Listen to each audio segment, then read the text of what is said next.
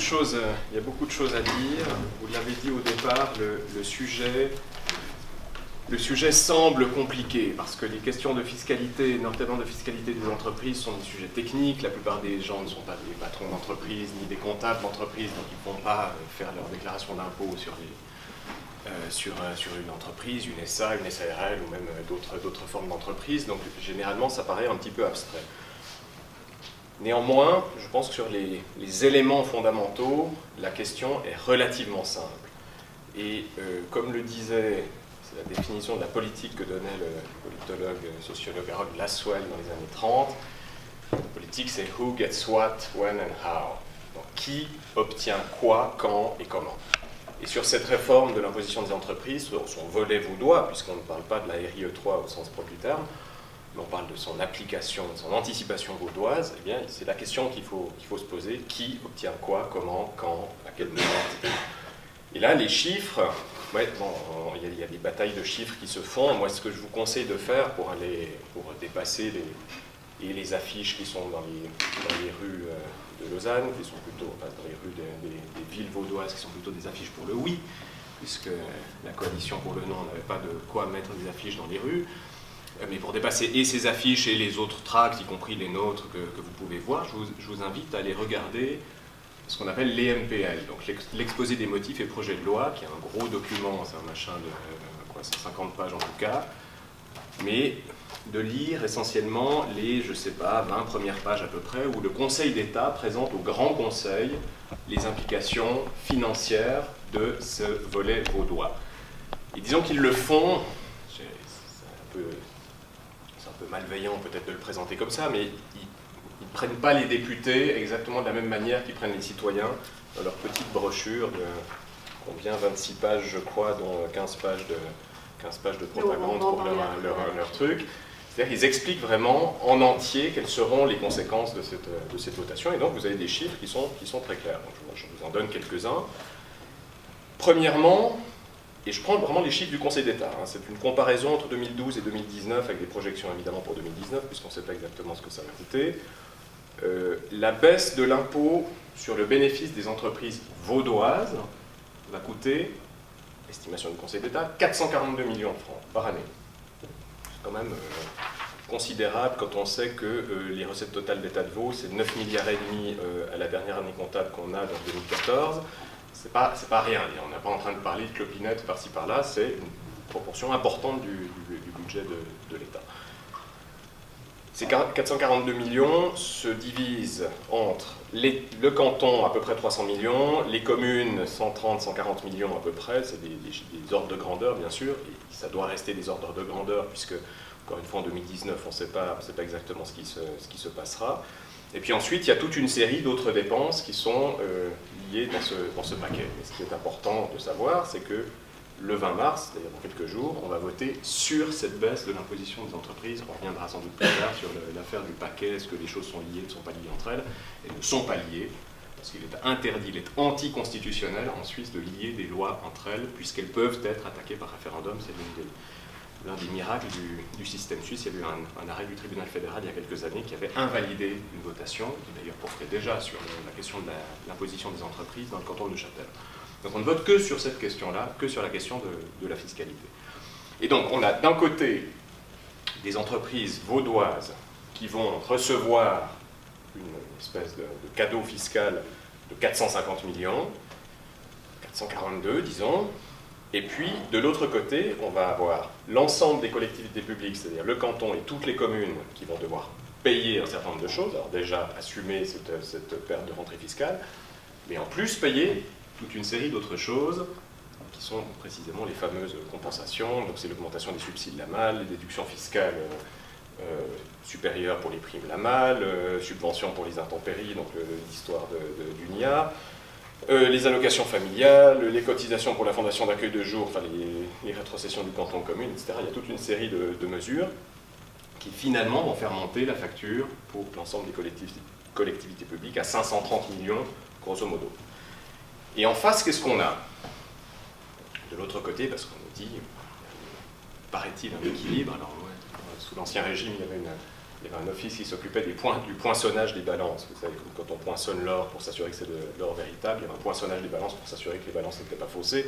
Puisqu'évidemment, quand vous êtes sur le marché, c'est un peu facile de rajouter un petit aimant sous l'un des plateaux pour faire croire que vous vendez plus que ce que vous vendez réellement.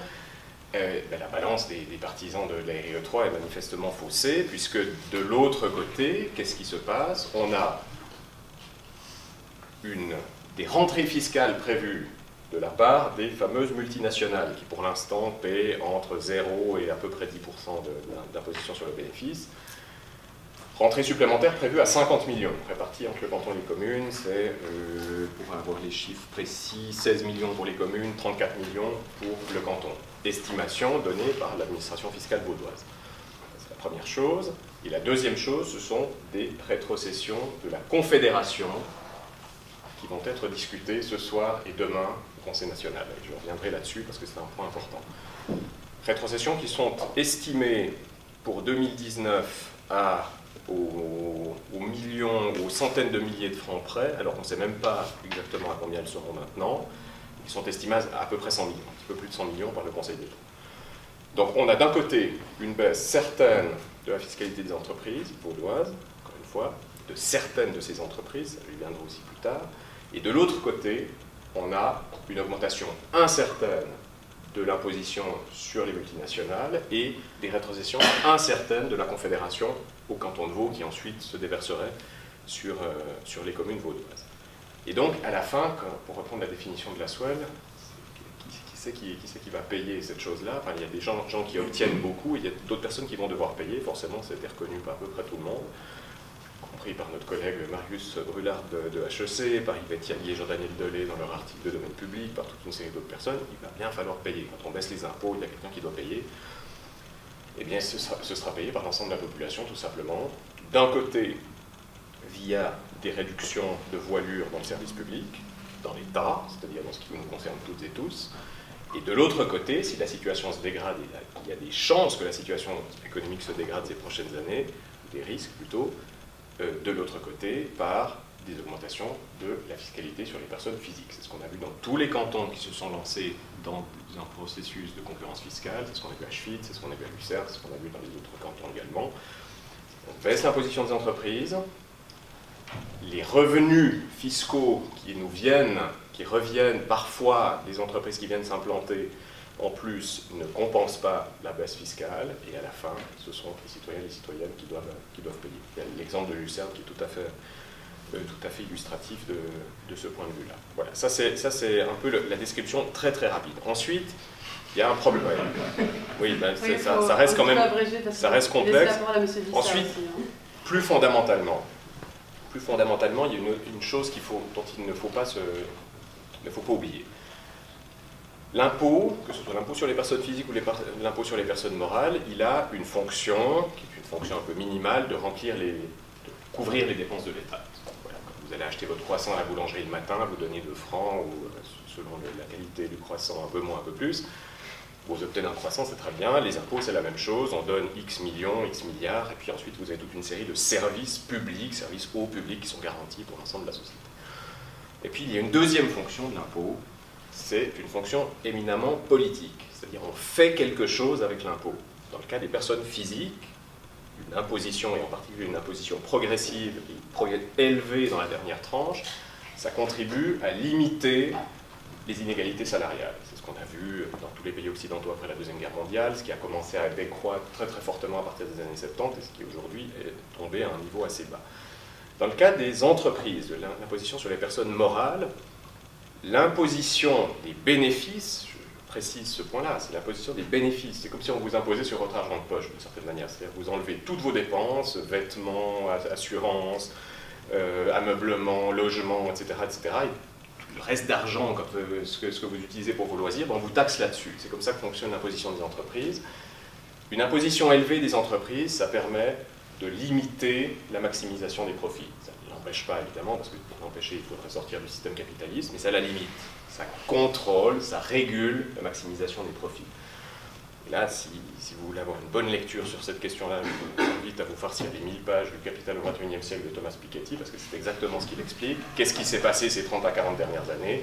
Eh bien, on a favorisé la maximisation des profits, on a transféré des sommes colossales dans tous les pays occidentaux du travail au capital, c'est-à-dire de l'argent qui venait dans les salaires dans un premier temps, qui a été transféré précisément dans les dividendes et dans ce genre de choses. Et d'une certaine manière, la RIE 3, de manière très précise, la RIE 3 accompagne ce mouvement. C'est-à-dire qu'on va augmenter ce mouvement de transfert du travail vers le capital, pour parler d'une vieille catégorie de l'économie politique classique, et on va donc accélérer ce processus de maximisation du profit. Et j'insiste, pas seulement à Canton de Vaud, pas seulement en Suisse, mais sur l'ensemble de la planète, parce que la Suisse représente de ce point de vue-là une place financière et économique absolument fondamentale. Les sommes qui sont placées à la fois par des personnes physiques et des personnes morales en Suisse, disons, a une influence sur, en tout cas, l'ensemble du continent européen et sans doute sur l'ensemble des pays industrialisés, des pays de l'OCDE. Donc la décision que les Vaudois vont prendre, les Vaudouaises vont prendre le 20 mars ne les concerne pas seulement eux, les concerne, je dirais, l'ensemble des pays riches. Merci beaucoup. Monsieur Vissat, présentez-nous pour vous ce que c'est cette troisième réforme. Alors merci. Tout d'abord, je vais avoir un avis un petit peu plus terre-à-terre, un peu moins philosophique. C'est très concret. Plusieurs pays, l'OCDE aussi, et surtout l'Union européenne a fait pression sur la Suisse pour ses régimes fiscaux spéciaux, entre autres dans notre canton et dans quelques autres cantons du pays. Ces régimes, le Conseil fédéral s'est engagé à éliminer ces régimes spéciaux et du coup a lancé cette réforme RIE 3, déjà un peu après 2010, le début des réflexions. Après, c'est sûr que c'est une diminution d'impôts pour une grosse partie des entreprises vaudoises, mais c'est aussi une augmentation d'impôts pour toutes les entreprises qui viennent ici, plus pour profiter et puis moins pour créer de l'économie. Ces entreprises représentent quand même 25 000 emplois sur le canton, ce qui fait à peu près 8,7% de l'emploi, donc emploi direct, indirect. Et ce qui fait aussi à peu près 10,5% du produit intérieur brut cantonal, donc c'est pas négligeable. Donc pourquoi on doit absolument aller de l'avant et puis faire cette réforme? Parce que vu qu'on s'est engagé à enlever ces forfaits fiscaux d'entreprise, si on n'accepte pas cette réforme, ces entreprises elles vont passer de taux d'impôt de 8-10% à 21,65% qu'on a actuellement dans le canton. Et donc, probablement, et en effet peut-être pas toutes, mais probablement quitter nos cantons parce qu'elles sont là spécialement parce qu'on a des intérêts fiscaux pour eux. Et donc, c'est clair que c'est peut-être pas le meilleur argument, mais c'est sûr que ça va toucher l'économie directement de l'économie de notre canton, et puis aussi, du coup, notre formation, aussi notre système social. Il ne faut pas oublier que le système social vaudois est comme un très bon système social. Et puis, l'objectif est donc d'arriver à faire un double paquet, qui est donc d'un côté permettre à ces entreprises de rester, de diminuer aussi l'impôt pour nos entreprises locales, ça concerne aussi nos PME. Alors même s'il n'y a pas toutes les entreprises qui payent d'impôts, parce qu'en effet les impôts sont après déduction de tous les frais, ces entreprises vont quand même payer un peu moins d'impôts, et puis ça va peut-être même donner la possibilité à des entreprises qui ne capitalisaient pas d'argent, donc capitaliser, vu qu'elles paieront moins d'impôts dessus. Ça c'est en effet des chiffres qu'on ne peut pas du tout évaluer actuellement, et puis qui seront peut-être des entrées surprises.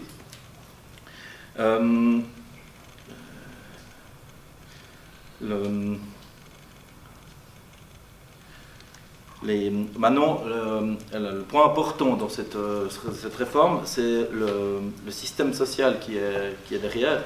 C'est-à-dire qu'il ne faut pas oublier que cette réforme a été faite par un consortium gauche-droite qui est représenté par notre Conseil d'État et qui a eu pour but de favoriser tout le monde et puis de trouver un bon compromis pour arriver à une solution qui désavantage le moins de personnes. En tout, il y a quand même plus de 120 millions de divers avantages sociaux qui vont être donnés, dont des allocations familiales supplémentaires, limiter le taux de l'assurance maladie à 10% du salaire du foyer, et plein d'autres, des déductions fiscales sur l'assurance maladie en plus, etc. Donc je pense que c'est important à l'heure actuelle d'aller de l'avant et puis de faire passer cette solution qui, en soi, c'est sûr qu'elle a un coût. Elle aura un coût pour notre canton, elle aura un coût pour nos communes, mais c'est probablement un moindre mal par rapport à ce qui pourrait nous arriver si on ne fait pas de réforme. Et l'objectif est plutôt d'aller de l'avant et puis de voir aussi des solutions qui vont engendrer, que cette réforme va engendrer. Et je vous rappelle, l'équilibre, c'est l'équilibre fiscal aussi, pas seulement l'équilibre du pot commun, mais surtout l'équilibre entre les entreprises. C'est-à-dire qu'avec cette réforme, on n'avantagera plus les entreprises extérieures, mais elles auront le même statut que les entreprises ici. Et je rejoins mon collègue qui disait que c'est pas quelque chose de si compliqué. Je suis assez d'accord sur le fait qu'en réalité, c'est assez simple à expliquer, c'est que les entreprises ont payé 13,79% d'impôts. Et je pense que ça se résume à peu près à ça. Voilà, alors justement, par rapport à ce taux de 13,79%, est-ce que vous pouvez nous expliquer pourquoi ce chiffre précisément ? Alors ce chiffre est aussi issu d'un compromis qui a été réfléchi et calculé par le Conseil d'État.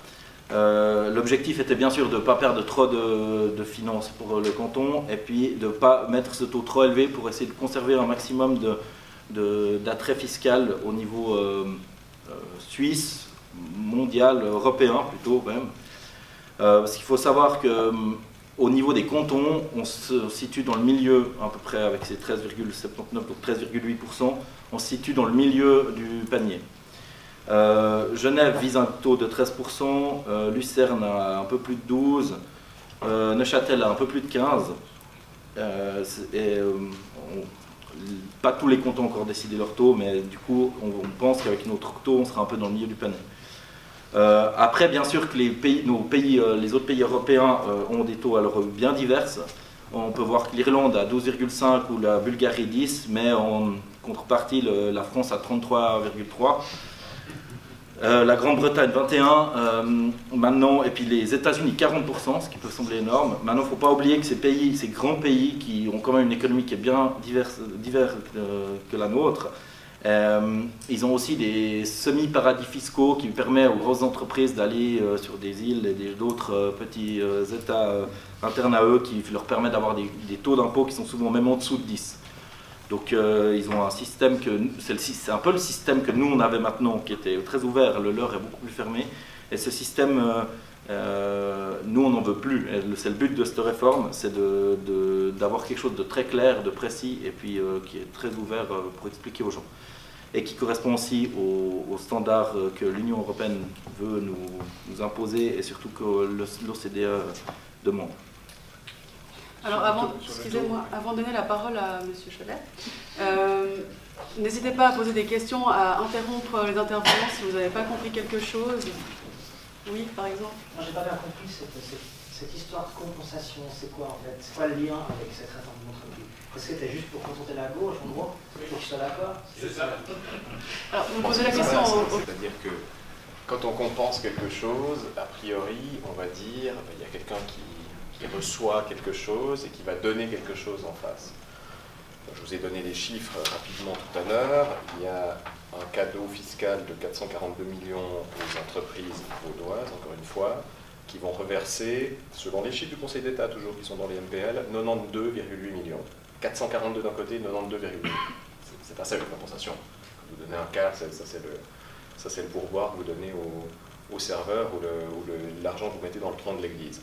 Le reste sera payé par l'État. Donc ce qui se passe, c'est que la compensation, ce n'est pas sur cette question-là, ce n'est pas les entreprises pour lesquelles il va y avoir une compensation, c'est qu'il faut obtenir un vote positif, alors là, il faut qu'on conseil, c'est déjà acquis, et auprès de la population. Et donc, on va essayer de vendre le truc à la population, en disant oui, on donne beaucoup d'argent aux entreprises, mais en même temps, on va vous donner en tout, si on additionne les subsides, les primes, etc., en plus il y a une question de valeur locative qui entre aussi là-dedans, on va donner à peu près 200 millions. Mais donc, plus de la moitié sont payés par l'État, c'est-à-dire par nous aussi, par nos impôts. C'est de l'argent qui tourne. C'est normal, c'est comme ça que ça fonctionne. Ce n'est pas les entreprises qui vont mettre ces 114 millions dans les compensations. Ça, c'est le premier élément. Donc, il y a vraiment une affaire qui permet d'un tout petit peu déplacer le cadre. C'est-à-dire, on n'est pas en train de parler de la fiscalité des entreprises sur cette question-là, on est en train de parler de la population vaudoise qui va avoir une perte importante du fait de la baisse fiscale, on va lui donner des choses. Ce n'est pas des clopinettes, hein, c'est des chiffres tout à fait significatifs, je viens de dire, hein, c'est 200 millions, donc c'est pas rien, mais on va lui donner quelque chose pour que ça passe, d'une certaine manière. Il y a des images un peu vulgaires qui permettent de parler de ce genre de choses, je ne vais pas les utiliser aujourd'hui. Le deuxième point, c'est qu'on ne vote pas sur cette compensation le 20 mars. C'est ce que j'ai dit tout à l'heure. Le 20 mars, la brochure le dit dans le texte de loi, pas sur les premières pages. Le texte de loi, c'est la loi sur les impôts directs cantonaux. Il y a LI, c'est son petit nom, et il n'y a que ce vote-là. Pour la simple et bonne raison, comme je vous l'ai dit tout à l'heure, qu'on ne peut pas lier les lois dans le système suisse, puisqu'il y a la possibilité de lancer un référendum. Ensuite, l'autre chose, bon, là on s'écharpe à l'intérieur de la gauche d'ailleurs sur cette question-là. En cas de non, comme toujours en Suisse, lorsque les référendaires gagnent une votation, c'est avec les référendaires qu'on va négocier. Et donc si les référendaires gagnaient la votation le 20 mars en disant non à la baisse de la fiscalité, ça signifie quoi très concrètement? C'est qu'il faudrait mettre un taux plus élevé. Il faudrait sans doute pas le laisser à 22,8 ou à 21 ou je ne sais pas quoi, mais il faudrait mettre un taux plus élevé que 13,8. Simplement, ce serait cette compensation-là. Enfin, ce compromis-là qui serait fait non plus avec les entreprises, mais qui serait fait avec le souverain, c'est-à-dire avec les citoyens et les citoyennes qui ont dit là, votre taux à 13,8, on n'en veut pas. On veut quelque chose de différent. Je suis désolé, le taux il a été décidé par le Conseil d'État qui est comme représentant du souverain. Non, les souverains, ce sont les citoyens et les citoyennes. Oui, moi, quand je vote, quand je vote pour des... On l'a encore fait aux élections communales, moi je suis de ce point de vue-là tout à fait rousseauiste. Quand je vote pour quelqu'un, je ne me sens aucunement lié à la personne qui va occuper un poste. Et donc c'est la raison pour laquelle le référendum intervient comme droit de veto, tout simplement, pour dire à la fin, bon, vous avez négocié votre truc, c'est ok, vous avez fait aussi bien que vous le voulez, mais à la fin, on n'est pas d'accord avec votre proposition, donc redonnez-nous quelque chose d'autre. On l'a vu au niveau national sur des sujets absolument massifs, que ce soit le refus d'intégrer l'espace économique européen, que ce soit le refus une première fois d'intégrer les Nations Unies, etc., etc. Ça a des conséquences tout à fait réelles. Et je vous assure que les négociateurs, que ce soit sur l'espace économique européen ou sur les bilatérales qui là sont passées, quand les négociateurs passent des années à négocier avec l'Union européenne, en réglant les moindres détails, en faisant des voyages sans cesse dans tout le continent, et qu'à la fin, la population dit non, et ben, qu'est-ce qu'ils vont nous dire? Ils ne peuvent pas venir en disant oh, ben, quand même, j'ai beaucoup travaillé, il faudrait respecter mon travail. Non, il y a une décision souveraine, une décision finale sur une négociation. On a compris votre point de vue, M. Cholet. Sur le taux, j'avais oui, un point je vais vous poser la question après, vous inquiétez pas. Monsieur Visser, par rapport aux compensations? Alors, sur les compensations, il ne faut pas oublier que ces compensations, elles n'ont pas un lien direct avec le vote, ça c'est une évidence. Mais le Grand Conseil qui va décider de ces compensations, il a promis que si le vote passait, il les faisait, et puis que si le vote ne passait pas, il ne les faisait pas. Je pense que la chose est assez claire. Donc, c'est-à-dire que ces compensations, elles n'ont pas un lien législatif avec, elles ont un lien symbolique qui sera, à mon avis, je ne vois pas pourquoi elles ne seraient pas respectées. Ou un lien politique. C'est ce qu'a dit d'ailleurs Pierre-Yves Maillard. Il y a un lien politique entre les choses. Le lien juridique, il est à l'article 3 des dispositions transitoires. C'est en page 26 de la brochure. Ils disent simplement, en cas de refus d'une des lois, le Conseil d'État présentera au Grand Conseil, dans un délai de 6 mois dès le rejet ou l'échec, un rapport accompagné des propositions des mesures jugées nécessaires pour rééquilibrer la réforme au niveau cantonal. Il faut être clair là-dessus. Ce à quoi il pensait, c'est moins un référendum qui réussirait contre une des lois du paquet qu'une transformation du paquet fédéral, ce qui est en train d'être discuté maintenant, à l'heure où on parle, au champ fédéral, au Conseil national. Et s'il y aura, ça j'en parlerai tout à l'heure, il y aura des dégradations par rapport à ce qui était annoncé, dans les 6 mois, le Conseil d'État devra revenir en disant ça ne va pas, on n'aura pas les 100 millions, on aura plus de niches fiscales, on aura ceci et cela, et donc il faut rééquilibrer d'une manière ou d'une autre, il faut trouver plus de moyens, il faut peut-être un peu augmenter le taux, etc., etc. Mais ça, c'est le seul lien. Ensuite, le lien politique, il est évident, mais c'est ce que je viens de vous dire, le lien politique, à partir du moment où le non gagne le 20 mars, le lien politique, il est fait avec les citoyens et les citoyennes qui ont dit non, et c'est-à-dire avec les positions des référendaires. Il y a la position qui demande de rehausser le taux par rapport à 13,8. Et c'est plus le lien politique qui a été fait au Grand Conseil entre les partis en disant moi je te donne ceci, je te donne cela, etc. La négociation de bazar qui est un peu le b.a.-ba du travail parlementaire, spécialement en Suisse, parce qu'il faut empêcher que les référendums soient lancés. Donc on va voir les autres, et puis on essaie de faire des coalitions aussi larges que possible, c'est ce qui se passe au niveau fédéral, au niveau cantonal, c'est tout à fait normal. Et tout à coup, quand il y a un référendum qui est lancé, qui gagne par hypothèse, mais tout à coup le jeu est changé, l'équilibre politique est changé. Sur les 13-8, il y a quelque chose d'intéressant. Je n'entrerai pas dans les polémiques consistant à savoir, le Parti socialiste défend 16 au niveau national, ils défendent 15 à Genève, pourquoi est-ce que dans le canton de Vaud ils sont très convaincus d'un taux à 13,8 ? C'est un taux de dumping fiscal, à la fois en Suisse et surtout en Europe.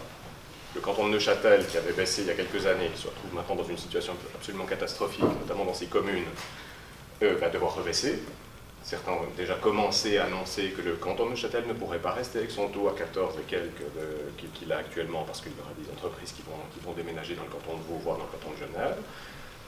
C'est un taux qui va continuer à siphonner les entreprises du continent et qui, en réalité, bien davantage qu'une suppression des statuts spéciaux, conduit à leur généralisation en comparaison intercantonale et internationale. L'autre chose, c'est que vendredi passé, il y a eu un débat à forum entre Pierre-Yves Maillard, un des secrétaires syndicaux du SSP, et Pierre-Yves Maillard, d'une certaine manière, a lâché quelque chose qui était intéressant. Depuis le début de la campagne, il nous disait, on allait discuter avec les entreprises, elles nous ont dit, au-delà de 13,8, on part, donc voilà, il faut mettre à 13,8, grosso modo. Ce qui était une forme de chantage. Voilà. Et puis là, il a dit quelque chose d'un tout petit peu différent, il a dit, on a négocié. Donc quand on fait une négociation, ça signifie qu'il y a quelqu'un qui part, je ne sais pas, ils sont peut-être partis à 11 du côté des multinationales, l'État est parti à 16 ou à 17, et puis ensuite, on regarde des choses, tu nous donnes ça, il faut rajouter ceci, etc. On arrive à 13,8. Donc ça signifie bien que dès le départ, l'État de Vaud savait que le taux à 13,8 n'était pas un taux optimal. Et que le fait de défendre le taux à 13,8 comme un taux optimal n'est pas du point de vue de l'État, du point de vue du Conseil d'État et à mon sens du point de vue de l'ensemble de la population vaudoise, n'est pas un taux optimal. Il faudra un taux plus élevé. Et là, précisément, miracle du système politique suisse, on a l'occasion de le dire. C'est-à-dire on n'est pas simplement face à la négociation du Conseil d'État, des partis du Grand Conseil, des entreprises, etc., de l'équivalent du MEDEF en Suisse, c'est-à-dire la CVCI et le patronal. On est dans une situation où le 20 mars, on va pouvoir dire, eh bien, moi je ne suis pas d'accord avec le deal qu'a conclu l'État. Et donc, faites-en un meilleur. Et ensuite, on verra si la seconde solution passe. Et si la seconde solution est à 12% à la place de 13,8, c'est clair que le nom passera une deuxième fois. Juste préciser, la CVCI, c'est la Chambre vaudoise de commerce et de l'industrie. Qui pilote la campagne du oui. Voilà. Avec C'est pour ça que j'ai mentionné ce... Je vous arrête. Est-ce que vous voulez réagir Alors, par juste rapport à ça? deux, trois, parce que je n'ai pas eu le temps de réagir avant. Voilà, justement. Non, il ne faut pas oublier que les avancées sociales, parce qu'on en était encore à ça juste avant, elles sont énormes et puis elles sont très importantes pour notre état social. Et d'ailleurs, Pierre-Yves Maillard, que je ne vais pas, j'espère pas traiter de personne de droite, a quand même dit que c'était la plus grande avancée sociale depuis qu'il est en politique, donc j'espère que c'est quand même pas n'importe quoi. Et que le tout est lié, et le refus, oui peut-être, après ils viendront discuter avec les référendaires de qu'est-ce qu'il faudrait faire pour aller mieux, mais le tout passe à la poubelle si on refuse, donc aussi les avancées sociales. Il ne faut pas croire que les gens, alors après un refus comme ça, c'est une certitude à mon avis que le tout passe à la poubelle. Et il faut du un coup, nouveau vote du Parlement. Oui, il faudra voir tout à si les fait. partis du Parlement sont d'accord de supprimer Il y a juste des une question subsides aux assurances par rapport. maladie, ce qui me semble. Donc, moi j'ai une question concernant le taux. Finalement, vous aviez dit avant de la présentation que finalement, il faut baisser ce taux-là à 22%. Ils sont trop élevés parce qu'on a peur que les entreprises vaudoises partent ailleurs. Est-ce que cette crainte, Pas que les entreprises vaudoises. les entreprises qui payent ce taux-là, est-ce que les gens ont fondé? Est-ce qu'il y a déjà eu des exemples dans l'histoire? Je sais pas. Alors, Elles parlent vraiment parce qu'on a l'impression que les seuls intérêts qu'elles ont d'être au Congo, ça serait les intérêts fiscaux, mais est-ce qu'il n'y a pas d'autres intérêts qui pourraient les pousser à rester aussi? ah non, alors c'est sûr. D'ailleurs, c'est pas exactement ce que j'ai dit. J'ai dit que si parce que le taux actuel, il est plus proche de 8% pour les entreprises à forfait spéciaux. Donc, en fait, c'est de trouver un peu un juste milieu, un compromis. En effet, c'est une négociation qui a eu lieu pour trouver un chiffre qui arrangeait tout le monde et puis qui permettait une viabilité aussi du canton et puis des entreprises sont là. En effet, ces entreprises, elles sont là en partie pour le taux fiscal aussi parce on est dedans, des universités, des autres écoles qui sont très intéressantes pour tout ce qui est technologique et les avancées en tout genre. Et ces entreprises sont aussi là parce qu'on a un accueil en Suisse qui est bon, malgré certaines dernières initiatives qu'on a pu voir. Mais généralement, on a quand même un accueil qui est très bon dans le pays. Et puis on a l'habitude de travailler avec des expats en fait en Suisse. Et c'est quelque chose qui fonctionne bien. Donc en effet, il n'y a pas que le taux fiscal. Maintenant, si on triple le taux fiscal, c'est un peu moins que triplé de ces entreprises, ce poids-là sera beaucoup trop élevé pour qu'elles restent ici. Je parle pas, on estime, sauf erreur, 220 entreprises sur le canton qu'on a en forfait.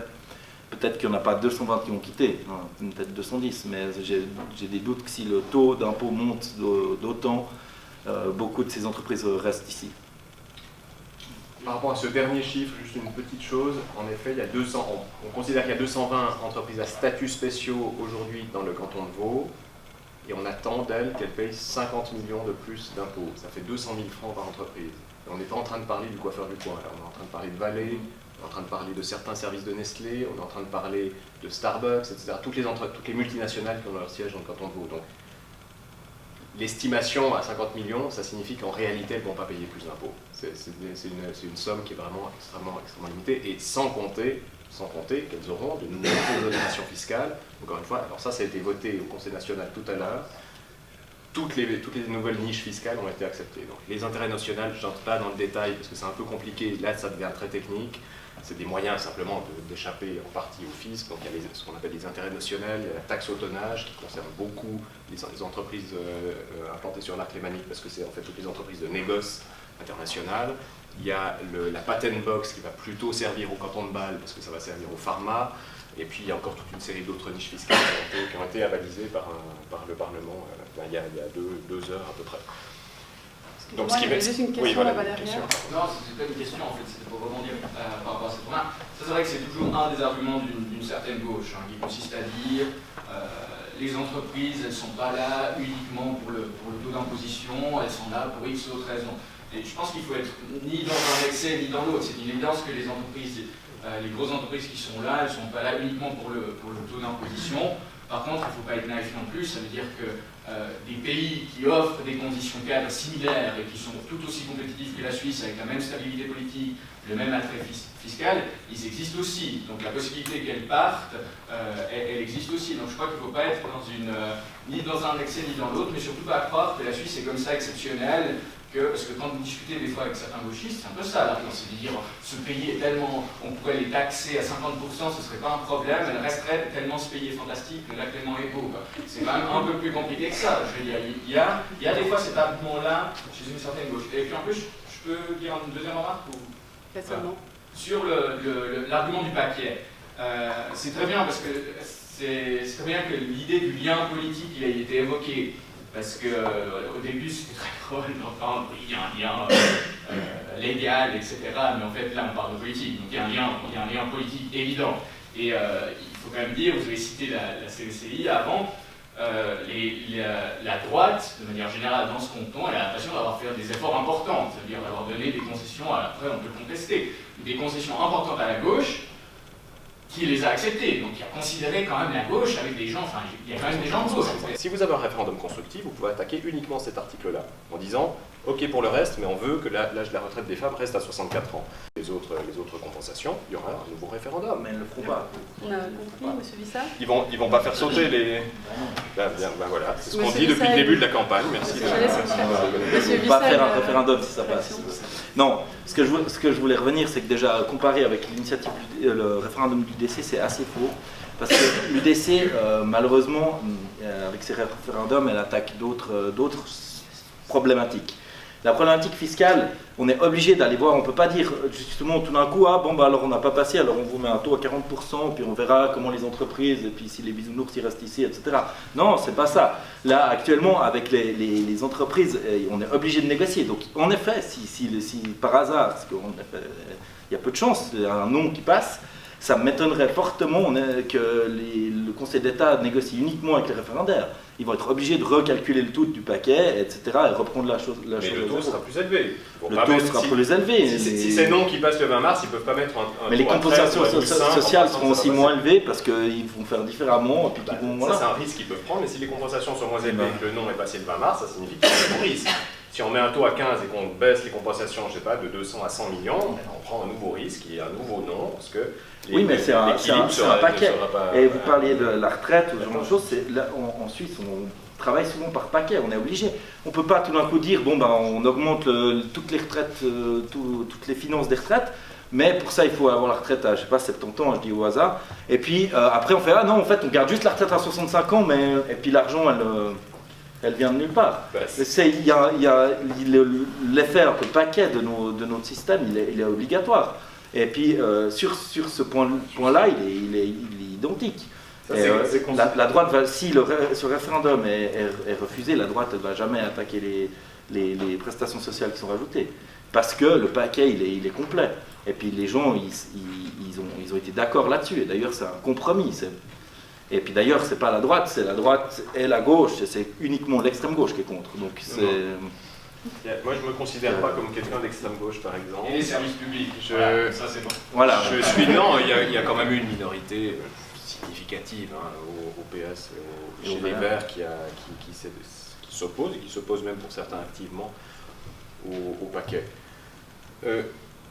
On a d'autres sujets à discuter, notamment, et moi, alors, je voulais revenir sur ce que je vous annonce depuis le début sur la question fédérale. Oui, justement, est-ce que vous pouvez nous présenter ce projet fédéral qui est de grande ampleur, en cours d'élaboration? Mais brièvement, la réforme fédérale, là aussi, je vais essayer de faire court, mais elle est présentée dans les MPL, de manière relativement claire. La réforme fédérale, elle consiste à répondre en effet aux attaques de l'Union européenne et des autres pays de l'OCDE, pour la suppression des statuts fiscaux spéciaux, c'est-à-dire le fait que les entreprises étrangères sont taxées différemment des entreprises suisses, ce qui est une chose tout à fait normale.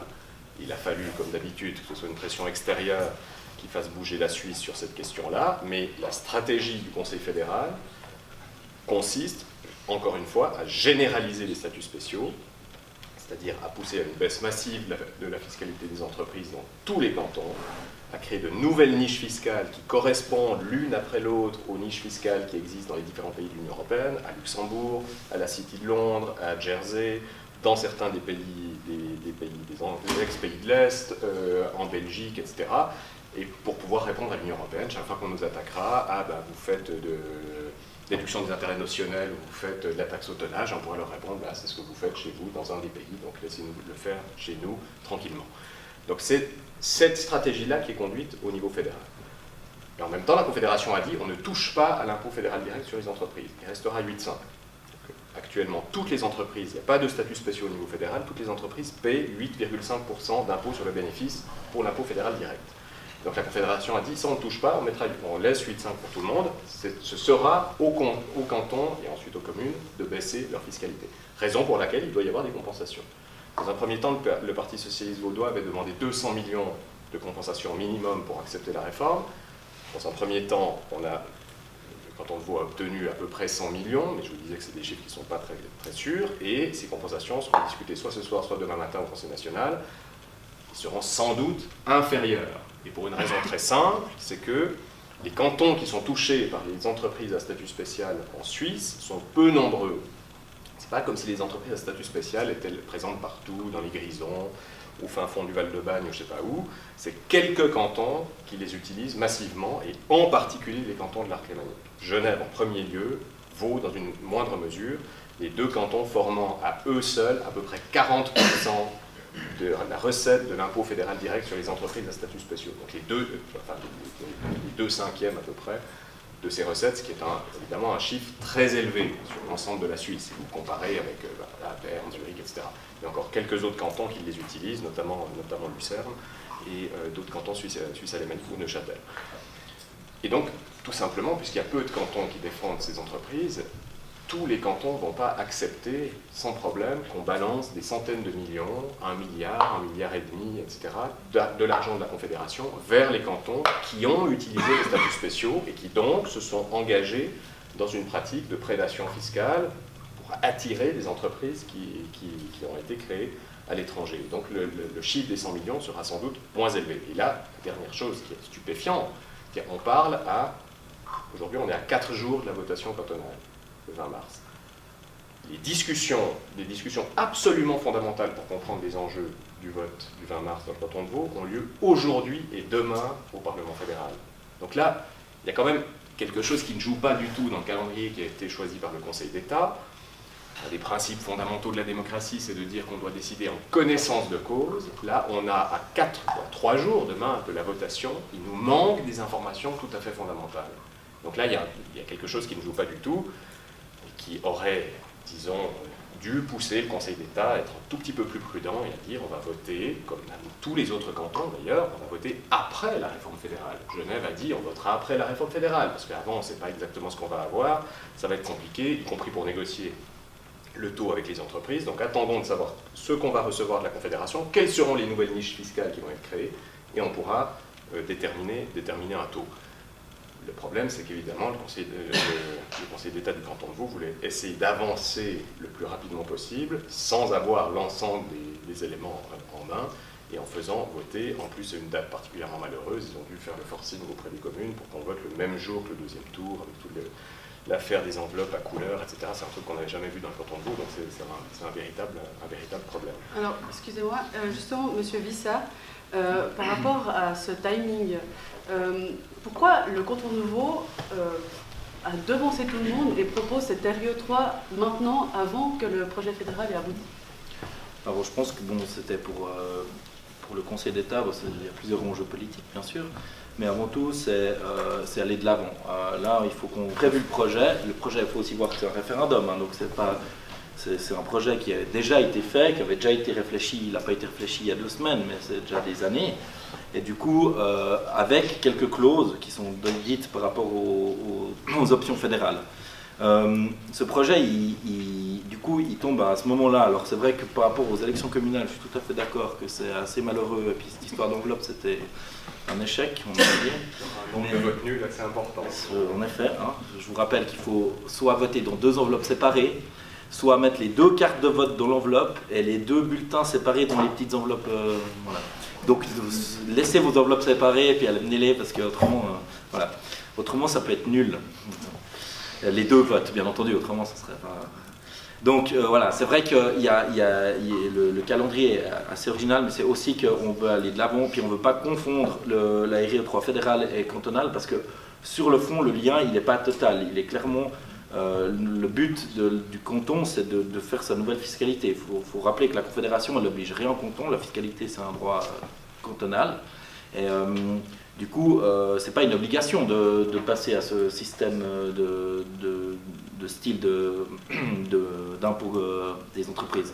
Donc, c'est le canton de Vaud, on a pris un peu les devants. Alors, c'est vrai que ce n'est pas une tradition chez nous, mais c'est vrai qu'on va...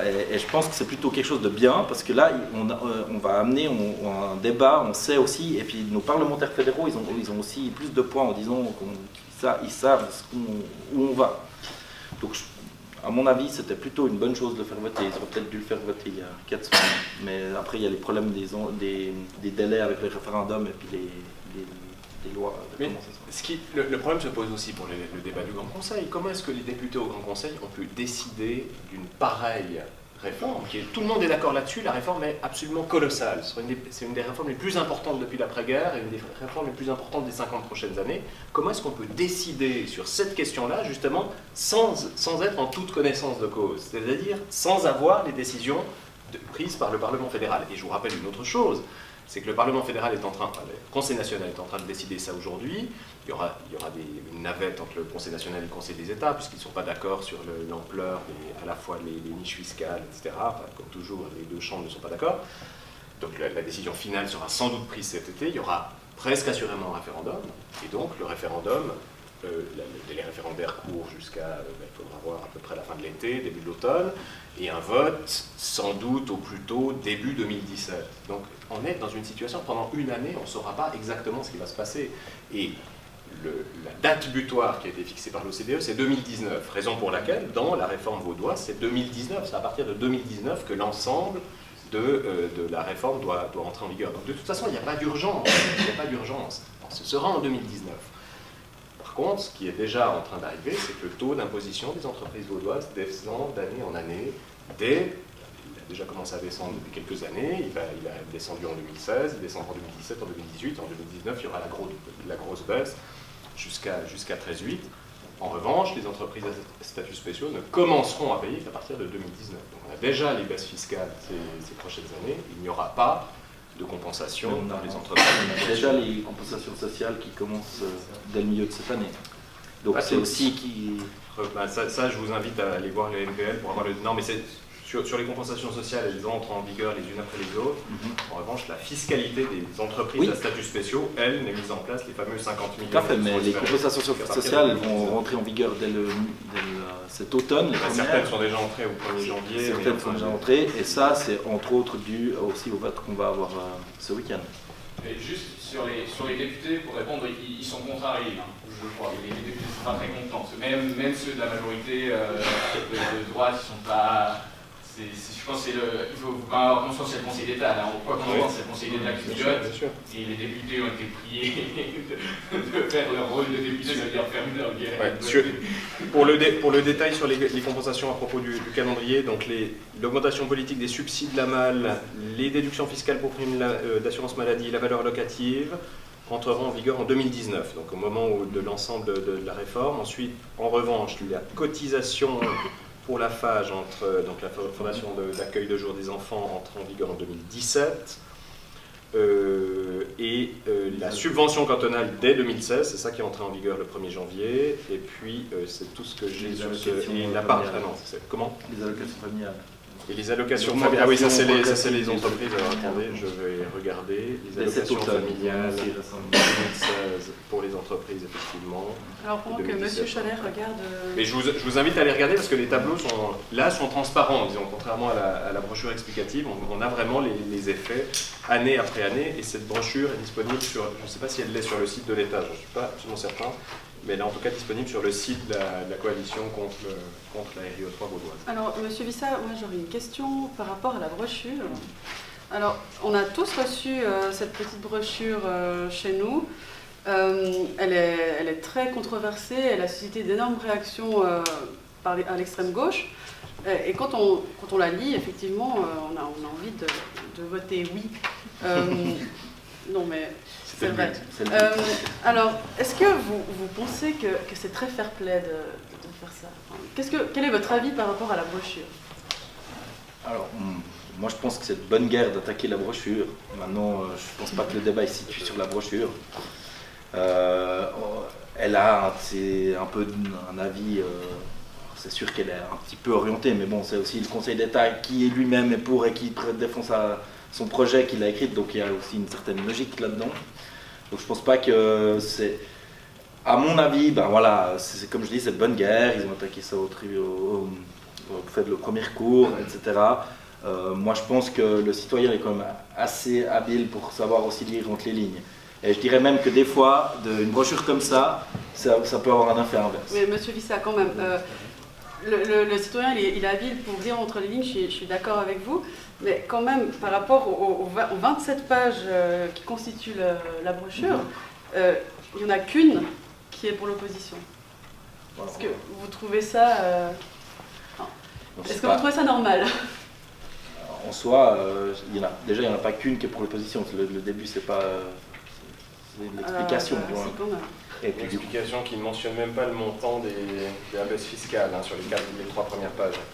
Alors, bon, les détails, le vote aura lieu et ne sera pas annulé. Non, d'ailleurs, c'est plus possible puisque le Conseil d'État joue la montre. Il n'a pas encore rendu sa décision sur le recours, parce que c'est un recours au Conseil d'État qui évidemment peut être accepté, puis c'est eux qui ont écrit la brochure. Ensuite, il y aura un second recours à la Cour constitutionnelle du canton de Vaud, et on verra ce qu'elle dit, et notamment dans ses considérants, c'est-à-dire comment est-ce qu'elle va interpréter ce que devrait être une brochure. C'est aussi intéressant d'ailleurs de manière générale.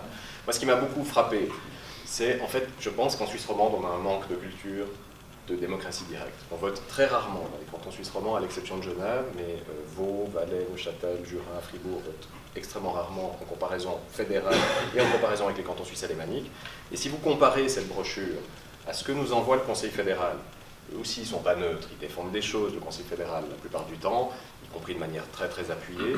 Mais si vous comparez la présentation du projet dans la brochure vaudoise à la présentation du projet qui est faite dans les brochures fédérales, vous avez toute une série de précautions oratoires en disant les opposants disent que ceci, les partisans disent que cela, etc. Le contraste est vraiment très très clair. C'est-à-dire là, on a, vous l'avez dit tout à l'heure, alors pas 26 pages, parce que c'est comme le texte de loi, Dieu merci, mais il y a 15 pages de présentation, mais qui n'est pas une présentation, mais une présentation très orientée, c'est-à-dire sans faire droit aux arguments des opposants en réalité. C'est ça qui est problématique. C'est-à-dire on présente un projet et on ne dit pas pourquoi il y a des personnes qui s'y opposent, ce qui est quand même, qui devrait être la moindre des choses dans une présentation à peu près équilibrée. Puis ensuite, il y a une page avis du comité référendaire, une autre page avis du Conseil d'État, ce qui, a priori, devrait être là justement le moment où on avance avec les arguments. Il y avait une question là-bas. Et finalement, alors avec cette brochure, avec la volonté de faire passer cette loi avant les chambres fédérales, est-ce que c'est pas ça montre pas la volonté du Conseil d'État de faire passer ce package, en fait, quand le peuple n'y comprend rien? C'est un peu ça, la question que vous pensez. Non, je pense pas. Je pense que, justement, comme je l'ai dit au début, à mon avis, déjà, c'est pas si complexe que ça, comme débat, comme présentation de loi. Et je pense que le peuple, il a quand même les éléments principaux en main. Maintenant, il y a des adaptations, bien sûr, qui peuvent modifier par rapport à ce qui nous arrive de la Confédération. Et on peut discuter de la brochure et puis des petits détails. Mais à mon avis, concrètement, si les gens se renseignent, ils peuvent voir. Les partis politiques ont fait aussi des campagnes pour. Si c'était vraiment heurtant à ce point-là, il n'y aurait pas 95% des partis politiques qui seraient favorables à ça. Donc ça veut dire que le Conseil d'État aurait corrompu de l'UDC ouvert. J'ai quand même un certain doute là-dessus. Alors pourquoi pas prendre un peu plus de temps pour je sais pas, mieux exposer ces motifs? Ça me semble un peu... On vote 4 ou 5 fois par an en Suisse, un peu plus de temps, ça veut dire quoi? De tomber dans la prochaine qui est en juin? Non, d'attendre comme tous les autres cantons, attendre comme le canton de Genève. Le canton de Genève va attendre le référendum fédéral, le vote fédéral en 2017, et ensuite ils mettront en place leur projet. Alors il y a toute une série d'hypothèses sur le fait de savoir pourquoi le canton de Vaud vote aussitôt. Certains nous disent que c'est un test. C'est un test pour le niveau fédéral. C'est-à-dire si ça passe dans le canton de Vaud, c'est bon. On est tranquille au niveau fédéral, on pourra charger le paquet autant qu'on le voudra. De toute manière, ce sera accepté par la population. Et c'est une hypothèse, disons qu'il y a de bons arguments dans son sens. Naïf quand même, de prendre un peu la population pour... Voilà, si les Vaudois qui sont un peu plus à gauche généralement, c'est ça. On a quand même vu récemment dans les derniers objets fédéraux que des fois, sur certains points, Zurich vote plus à gauche que nous. Donc, oui, bon, ça ne garantit pas le résultat. Ça ne garantit pas non plus. Quand on dit clairement oui à la RIE3 dans sa version vaudoise, les risques qu'un référendum fédéral gagne, donc la loi soit refusée au niveau fédéral, les risques sont moins élevés. Je vous rappelle une autre chose sur la RIE3 fédérale, c'est qu'elle fait suite, comme son nom l'indique, à 2 autres réformes de l'imposition des entreprises. Une première qui avait eu lieu à la fin des années 90, la deuxième au début des années 2000. Votation qui aurait dû être annulée, puisque le tribunal fédéral avait déclaré plusieurs années après le vote que le Conseil fédéral avait menti sur les chiffres. Il avait dit, vous avez annoncé des pertes fiscales d'à peu près 1 milliard, si je me souviens bien. Les pertes fiscales, effectivement, étaient de plus de 7 milliards à la fin, et vous le saviez. Il y avait des études que le Conseil fédéral avait dans ses tiroirs, qu'il n'a pas sorties pour minimiser les pertes fiscales. Le vote était passé à 50,5%. En 2008, 2007 ou 2008, donc à un cheveu, disons. Si on avait su que c'était 7 milliards à la place d'1 milliard, assurément que ça ne serait pas passé. Et donc il y a un véritable risque pour la RIE3. Donc, dans ce genre de situation, puisqu'en Suisse il y a un droit référendaire, il faut avancer pas à pas, de manière un peu habile. Et c'est vrai que le canton de Vaud, dans ce cadre-là, sert à quelque chose au niveau de la réforme fédérale. Ça me semble évident. J'ai une petite question pour rester sur la brochure. Enfin, moi je crois que par rapport à la brochure, il faut se détendre sur cette brochure. Donc, et en plus, il y a beaucoup d'arguments.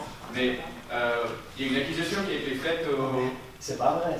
Si les gens qui se renseignent sur les votations, c'est uniquement avec cette brochure, ils ne font pas toute démarche. Alors c'est n'importe quoi. Il y a même des gens qui ne lisent que la quatrième.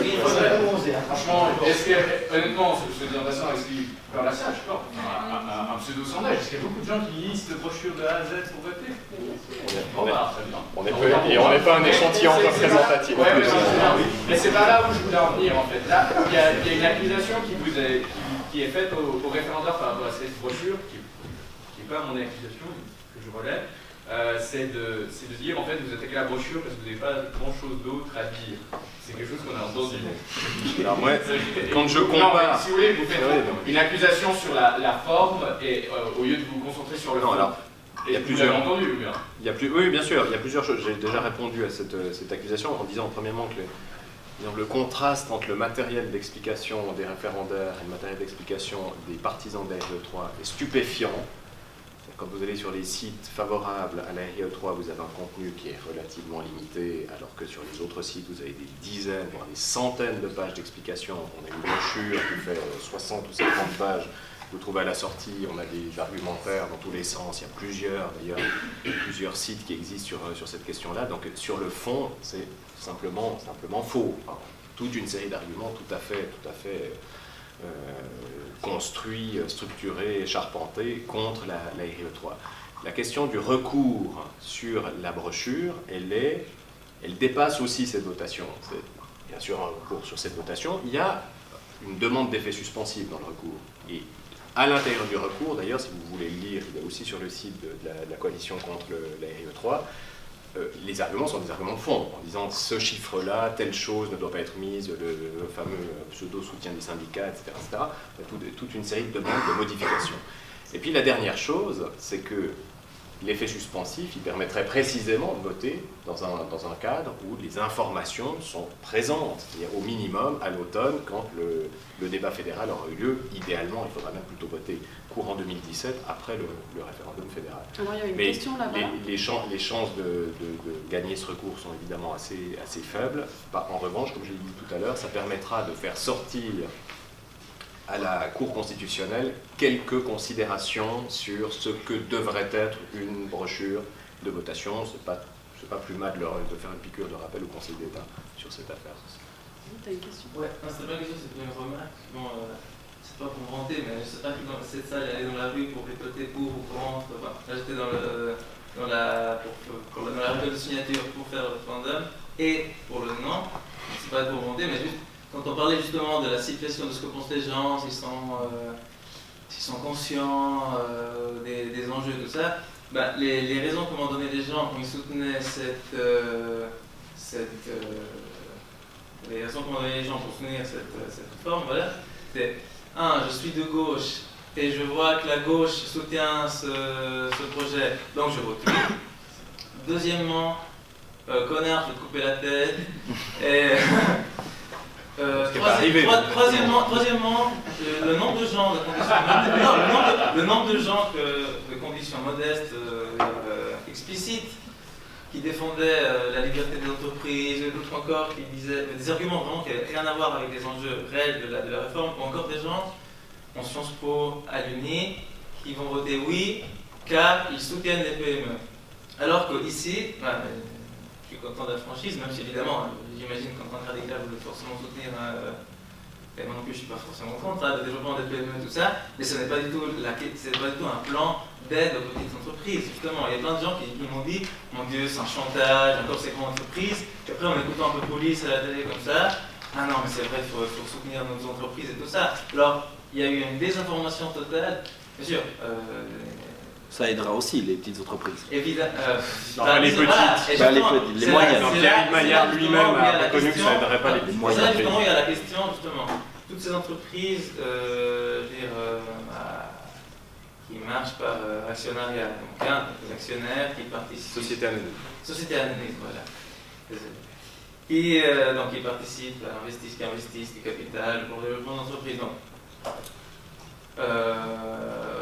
une question pourrait être, si on baisse les bénéfices, l'impôt sur le bénéfice, donc, est-ce que c'est l'actionnaire qui va empocher ou c'est de l'argent qui va être libéré pour le développement de l'entreprise?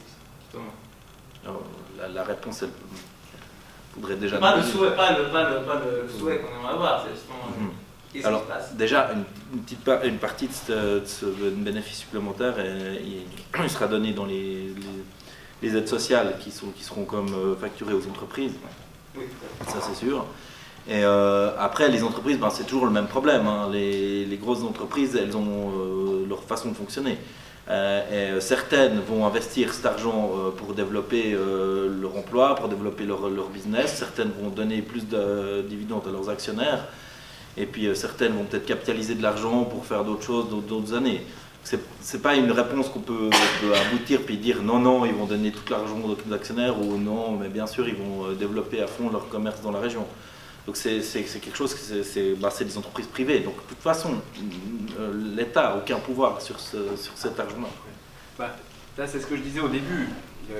La politique fiscale, c'est une politique d'incitation. Et je l'ai dit pour la fiscalité des personnes physiques, donc des individus, vous, moi, les contribuables habituels, il y a un certain nombre d'incitations qui sont liées à la fiscalité, à la fois avec les déductions fiscales, mais aussi avec le taux d'impôt, tout simplement. Comme je le disais, il ne s'agit pas simplement de remplir les caisses de l'État, il s'agit aussi d'inciter certains comportements, notamment les écarts salariaux. Dans le cas de l'imposition des entreprises, l'imposition des bénéfices des entreprises, vous avez un effet mécanique. Alors, certaines entreprises décideront peut-être pas de l'utiliser à plein rendement, mais vous avez un effet mécanique. À partir du moment où vous baissez l'impôt sur le bénéfice, il devient plus intéressant de faire davantage de bénéfices. C'est ce que je disais, c'est la maximisation du profit. C'est le travail de base d'une entreprise dans un système capitaliste. Enfin, on ne va pas les accuser de faire ça. Si j'étais patron d'entreprise, je ferais exactement la même chose. Et si vous maximisez vos profits, si vous maximisez votre bénéfice, puisque effectivement vous baissez de 22 à 13,8%, ça signifie quoi? Ça signifie que vous allez transférer de l'argent du côté des bénéfices. Et vous le transférez sur quoi? Enfin, vous le prenez où dans votre comptabilité d'entreprise? Vous le prenez sur les salaires, premièrement. Donc là, il y a une chose absolument stupéfiante quand Pascal Broulis nous dit dans le débat sur la télé, sur la RIE3, nous dit elles vont peut-être augmenter les salaires. Mais ça, Pascal Broulis devrait retourner en cours d'économie de première année. Quand on baisse l'impôt sur les bénéfices, on favorise précisément la baisse des salaires et le transfert de moyens du côté des bénéfices. Donc il y a la question des salaires. Deuxième chose... Non, c'est un effet mécanique. On peut baisser les salaires parce qu'on leur donne plus d'argent. C'est ce qui se passe dans plein d'entreprises. Pression sur les salaires, on fait travailler avec des heures supplémentaires, etc. Enfin, c'est ce qui se passe dans toutes les entreprises. Deuxième élément sur lequel on peut comprimer, sur lesquels les entreprises peuvent comprimer, les investissements. Quand une entreprise investit, soit en amortissant ses investissements, c'est pour les petites dépenses, soit en empruntant pour les grosses dépenses, elle va construire une usine, je ne sais pas quoi, ce sont évidemment des sommes qui ne sont pas prises dans le bénéfice. Tous vos emprunts sont enlevés du bénéfice imposable, les amortissements sont enlevés du bénéfice imposable, si ça vous intéresse, c'est l'article 99 de la loi sur les impôts. Et tout cela va aussi être transféré du côté du bénéfice. Et donc, on est dans une situation, je vous disais, c'est une question de politique de régulation. C'est-à-dire, est-ce qu'on favorise une politique des entreprises qui vise le profit maximal et à court terme, c'est-à-dire chaque année, on essaie de faire un maximum de profit pour redistribuer des dividendes, ou est-ce qu'on favorise un autre modèle économique qui n'est pas un modèle bolchevique ou je ne sais pas quoi, enfin qui est un modèle précisément de régulation. On dit, ok, bon, les profits, vous allez reverser de l'argent, des dividendes, etc. Mais il faut faire attention parce qu'on a aussi envie d'entreprises qui pensent à long terme. C'est-à-dire qu'ils ne pensent pas simplement sur leur année ou leur trimestre, encore pire, mais qui pensent à 10, 15, 20 ans. Il y en a des entreprises comme ça dans le canton de Vaud. Je pense que Bob, ce n'était pas une entreprise qui réfléchit trimestre par trimestre. Ils ont investi énormément dans le canton, etc. Et donc c'est un modèle économique qui est tout à fait important. Il y a un dernier point sur lequel on peut transférer de l'argent, et ça c'est quelque chose que l'on voit aussi de plus en plus fréquemment, c'est les factures des sous-traitants. Entreprise avec des sous-traitants. C'est-à-dire que voilà, si vous fabriquez n'importe quoi, vous avez des sous-traitants qui viennent vous faire des choses, qui livrent du matériel, etc. Si vous voulez maximiser vos profits, vous faites une pression maximale sur les sous-traitants. Et donc vous leur dites, là je ne suis pas d'accord de payer ceci, je vais aller voir à l'étranger. Et donc je vais prendre une entreprise italienne, une entreprise française, une entreprise d'un autre pays, voire de Pologne, je ne sais pas où, pour baisser les prix, pousser les prix des sous-traitants à la baisse. Et donc ça a un effet en cascade déjà de fragiliser les entreprises sous-traitantes, qui elles sont les petites et moyennes entreprises justement, notamment les petites entreprises, et donc en les fragilisant, d'attaquer l'emploi, etc., etc. Donc d'un point de vue d'économie politique et d'économie, ce qu'on appelait avant l'économie nationale en fait, en l'occurrence c'est de l'économie cantonale, l'idée de baisser aussi massivement l'imposition sur le bénéfice des entreprises est une idée suicidaire économiquement. C'est une idée qui se tire une balle dans le pied en faisant ce genre de choses. C'est une idée qui va fragiliser l'emploi, c'est une idée qui va fragiliser les investissements, qui va fragiliser les petites et moyennes entreprises, et qui va bénéficier, je reviens à ce que je disais tout à l'heure, who gets what, how and when, qui va bénéficier aux actionnaires des plus grandes entreprises. Alors ça, Ce on a sont compris ce que eux vous qui vouliez vont avoir l'argent. Monsieur Vissa, une dernière réaction? D'abord, selon vous, ce qui est pas mal, c'est que vu qu'ils vont maximiser leurs bénéfices, on va avoir beaucoup d'entrées fiscales en plus. Ça contredit ce que vous disiez avant, mais c'est... Non, parce qu'on baisse de 10 points. Non, alors ça, c'est on autre augmente chose. aussi en partie. Mais Non, ça c'est du coup- autre chose. On du ne coup- peut jamais, en baissant les impôts, on n'a jamais plus d'argent. Ça c'est une chose, J'ai c'est un pas dit mythe. ça, j'ai juste Non, mais dit c'est un que mythe libéral selon que ce que nous vous avez depuis dites, très longtemps. on peut pas- on va avoir plus quand même, pas d'entrée au total, mais plus d'entrées que ce qui est prévu, parce que selon votre interprétation, les entreprises devraient faire plus de bénéfices. Moi je pense qu'il ne faut pas avoir que des Huspel, des Vasella et puis des multinationales qui sont méchantes ici. Il y a aussi plein d'un tissu économique, Bob's, c'est un très bon exemple, et qui font aussi qui font beaucoup pour l'emploi, qui font beaucoup pour les gens, et puis qui vont aussi gagner là-dessus et qui vont permettre de développer notre tissu économique avec des bénéfices en plus ou moins d'impôts à payer. Donc je pense qu'il ne faut pas non plus voir que la partie négative de l'entreprise. Et en fait, je dirais même, les entreprises dont vous parlez, donc à mon avis vous citez, c'est celles qui vont avoir une augmentation d'impôts. C'est ces entreprises internationales qui sont venues en Suisse pour des raisons fiscales et multiples qu'on a déjà causées avant. Et elles vont avoir une augmentation d'impôts. Donc je pense que c'est plutôt l'effet inverse de ce que vous dites de se tirer une balle dans le pied. C'est plutôt aller vers le mieux, c'est-à-dire favoriser nos entreprises locales et puis prendre un petit peu plus chez les entreprises qui prennent un peu partout. Là, Non, monsieur Cholet, on n'a plus le temps. d'accord. On va conclure. Un contre-exemple. Ah bah justement, alors vous concluez, mais vraiment vous avez 1 minute et je calcule parce que vous avez beaucoup parlé ce soir. Oui, Donc je suis pas sûr. en 1 minute s'il vous plaît, est-ce que vous pouvez nous dire pourquoi est-ce qu'il faut voter non?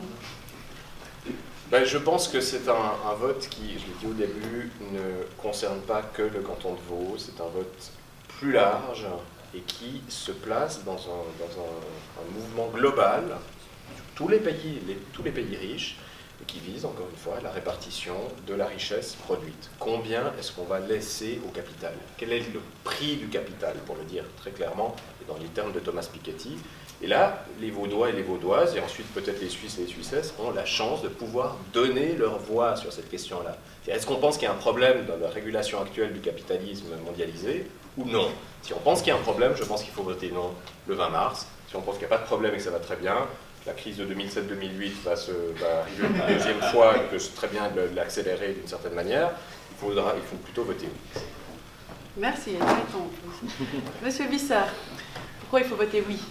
Alors moi je pense que tout d'abord il faut voter oui parce que il va y avoir une égalité de traitement entre les entreprises internationales et puis cantonales, régionales, qui va avoir un éventail énorme de prestations sociales en plus pour tout le monde dans le canton et surtout pour les personnes plus défavorisées. Et puis que c'est quand même une réforme qui est indispensable et qui va nous permettre de passer ce cap qui faisait de nous, la Suisse et le canton de Vaud spécialement, un peu les parias de la fiscalité européenne, voire mondiale.